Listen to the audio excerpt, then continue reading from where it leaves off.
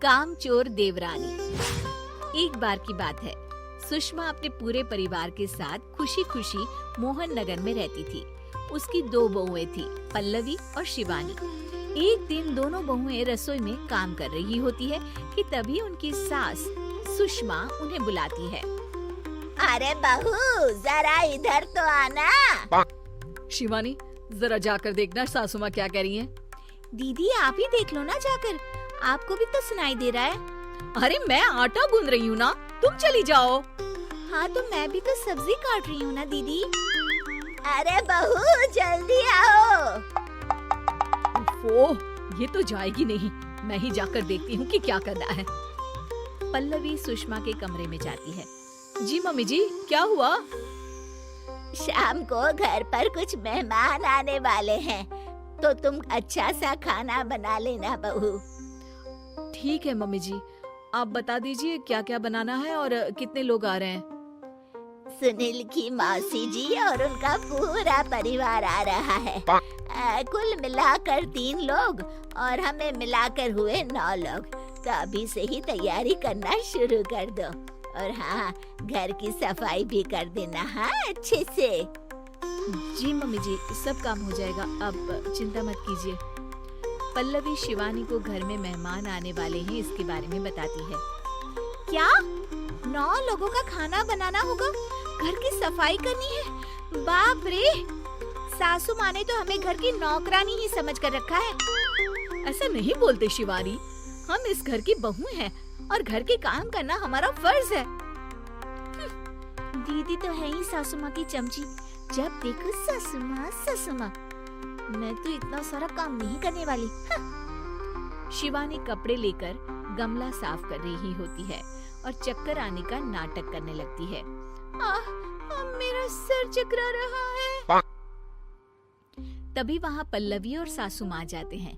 अरे बहू, क्या हो गया तुम्हें?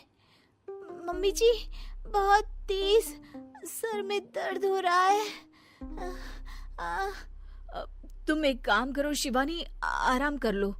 नहीं नहीं दीदी, घर में मेहमान आने वाले हैं, मुझे आपकी मदद करनी चाहिए। अरे कोई बात नहीं शिवानी, तुम आराम कर लो, मैं सब काम कर लूंगी। ठीक है दीदी, अगर आप इतना कह रही हैं तो आराम कर लेती हूँ। शिवानी आराम से अपने कमरे में मैगजीन पढ़ रही होती है। इसे कहते हैं आराम की जिंदगी। इतना सारा काम। चलो सारा काम खत्म हो गया, शिवानी को देख आती हूँ। शिवानी अपने कमरे में ईयरफोन में गाने सुनते सुनते सो जाती है और उसके साइड में मैगजीन भी रखी होती है। पल्लवी वहाँ आ जाती है और वो सब देखती है। ओहो, तो मतलब सब काम चोरी का बहाना था। अभी बताती हूँ इसको। घर का सारा काम मुझे करना पड़ा और ये महारानी यहाँ मैगजीन पढ़ रही है, गाने सुन रही है। पल्लवी रसोई से एक प्लेट और चम्मच लेकर आती है और शिवानी को थाली बजाकर उठाने लगती है। शिवानी अचानक से उठती है। उठ गई महारानी, गाने भी सुन लिए, मैगजीन भी पढ़ ली। तुम तो बहुत बड़ी झूठी निकली शिवानी। तुमने सर दर्द का बहाना बनाया ताकि काम करने से बच सको। हाँ बनाया बहाना, तो क्या करती, इतने सारे काम करती। मुझे कोई शौक नहीं है चापलूसी का। क्या चापलूसी? तुम्हें लगता है कि मैं सारे काम चापलूसी के लिए कर रही हूँ? हाँ नहीं तो क्या। तभी वहाँ सासू माँ आ जाती हैं। अरे बहू, वो लोग बस आने ही वाले हैं, तुम तैयारियां कर लो। जी सासू माँ, तुझे तो मैं बाद में देखती हूँ। सब खाना खाने बैठते हैं और खाना शुरू करते हैं। तभी सुनील की मौसी बोलती है। वाह भाई वाह, खाना तो बहुत ही अच्छा बना है सुषमा जी। एक एक चीज में क्या स्वाद है।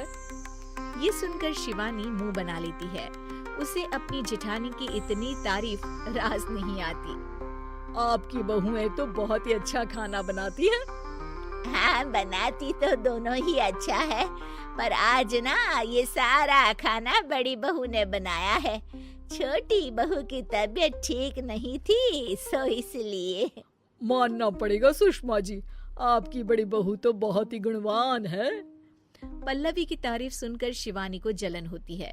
पल्लवी ये सुनकर खुश हो जाती है और शिवानी की तरफ देखकर उसे चिढ़ाती है।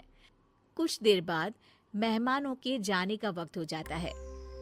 मौसी जी सबके लिए उपहार लाई होती है। वो सबको शगुन के पैसे देती है और अंत में पल्लवी के पास आती है। तुम्हारे लिए शगुन का लिफाफा तो है ही, पर बहू तुम्हें एक और उपहार भी मिलेगा इतना अच्छा खाना बनाने के लिए। मौसी अपने सोने के कंगन निकालकर पल्लवी को पहना देती है। ये लो, ये मेरे मनपसंद कंगन है, अब से ये तुम्हारे हुए। धन्यवाद मौसी जी। ये देखकर शिवानी तो पूरी तरह से जल जाती है और गुस्से से रसोई में चली जाती है। तभी वहाँ पल्लवी आ जाती है और उसे अपने कंगन दिखाने लगती है। देवरानी जी, अब आपका सर दर्द ठीक तो है ना? मुझे लगता है कि अब सर दर्द शुरू हो गया होगा आपका।